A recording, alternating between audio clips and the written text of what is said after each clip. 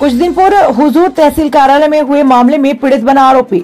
खबर रीवा से, जहां रीवा के हुजूर तहसील में विगत दिनों पूर्व शिक्षक दामोदर द्विवेदी निवासी लोही के साथ तहसीलदार ने अभद्रता करने के बाद दामोदर के द्वारा बताया गया कि तहसीलदार हुजूर आरपी त्रिपाठी ने जमीनी प्रकरण में आदेश करने के लिए बुलाए थे। जब हम तहसील कार्यालय पहुंचे तो तहसीलदार उठकर अपने चैम्बर से बाहर निकल आते हैं और मेरे द्वारा उनके गाड़ी के पास आकर बोला जाता है कि सर, आदेश करने के लिए आपने बोला था। इतना कहते ही तहसीलदार आग बबूला हो गया और शिक्षक से अभद्रता और गाली गलौज करते हुए धक्का देने का प्रयास किए। रीवा जिले के बॉर्डर पर भ्रष्टाचार जोरों पर चल रहा है। अधिकारियों की तानाशाही के चलते आए दिन किसानों और शिक्षक के ऐसे मामले सामने आए। आपको बता दें, लगातार पिछले 7 वर्षों से हुजूर तहसील में अंगद की तरह पांव जमाए हुए तहसीलदार आरपी त्रिपाठी कुछ स्थानीय किसानों की माने तो तहसीलदार के द्वारा बोला जाता है, हमारा कोई कुछ नहीं बिगाड़ सकता।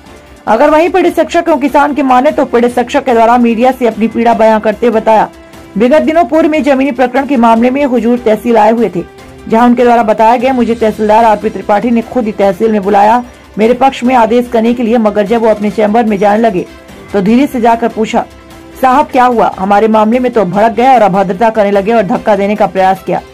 यह कोई आम बात नहीं, आए दिन ऐसे मामले तहसील कार्यालय हुजूर आरपी त्रिपाठी के सामने आते रहते हैं। आखिर यही वजह है कि ऐसे तानाशाही अधिकारी के रवैये को प्रशासन क्यों नहीं ध्यान दे रहा? किस वजह से? आखिर कब तक इनकी तानाशाही चलती रहेगी? और कुछ पीड़ित का क्या कहना है, आइए दिखाते हैं इंडिया रिपब्लिक की इस खास रिपोर्ट पर। कुछ द्विवेदी की रिपोर्ट। लग रहा है मीडिया में जी कि तहसीलदार ने आपको आदेश किया और आप आदेश से नाखुश होकर आदेश बदलाने के लिए जी आपने उनसे बदसलूकी की। जी ये तो इसमें कितनी सच्चाई? ये तहसीलदार के महोदय के द्वारा लगाया गया आरोप ये पूरी तरह से झूठा है, असत्य है। क्योंकि 15 तारीख तक हमें कोई किसी प्रकार का कोई आदेश तहसील कार्यालय से नहीं मिला। 15 तारीख को तहसील में हम गए थे, निर्णय की तारीख थी, उसका हम वेट कर रहे थे। इसी तारतम्य के दौरान लगभग 2:30 बजे तहसीलदार साहब गोपनीगढ़ से जब बाहर आए तो बातचीत शुरू हुई, तो बातचीत बिगड़ गई।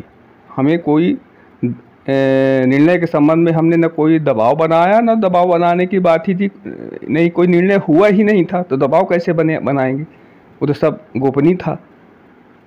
तो आदेश आपको क्या मिला?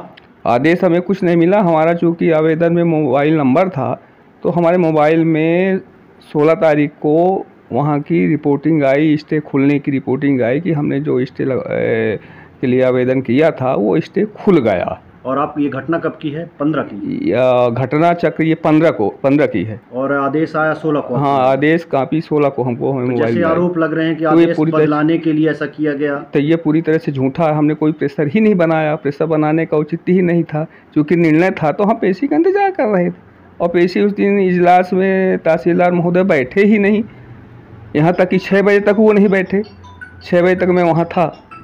लग रहा है कि आदेश बदला गया, तो क्या ये चेंबर में ये सब झूमा झपटी हुई, बदसलूकी हुई? नो सब चेंबर में कोई भी घटना चेंबर में नहीं हुआ। चेंबर के बाहर 2 बजे बरामदे में तहसीलदार महोदय का जो क्रियाकलाप हमारे अगेंस्ट में था, तो हमको तो ऐसा लगता है कि पूर्व सुनियोजित प्लानिंग से ही उन्होंने ऐसा किया। वो कुछ अपना उद्देश्य बनाकर चले होंगे और उसको नाजायज़ दर्जे में उन्होंने कन्वर्ट कर दिया। क्या आपने पूर्व में तहसीलदार के खिलाफ आपने कुछ शिकायत? हाँ जी सर। चूँकि हमने 2 तारीख को सीएम हेल्पलाइन में 186 में उनकी कंप्लेन की थी स्टे संबंध में, और हो सकता है कि तहसीलदार महोदय इसी बात से क्रुद्ध रहे हों, जिसके बदौलत उन्होंने एक्शन लिया हो, या अनावेदक को हमारी बेखूबी से वाकिफ़ हैं।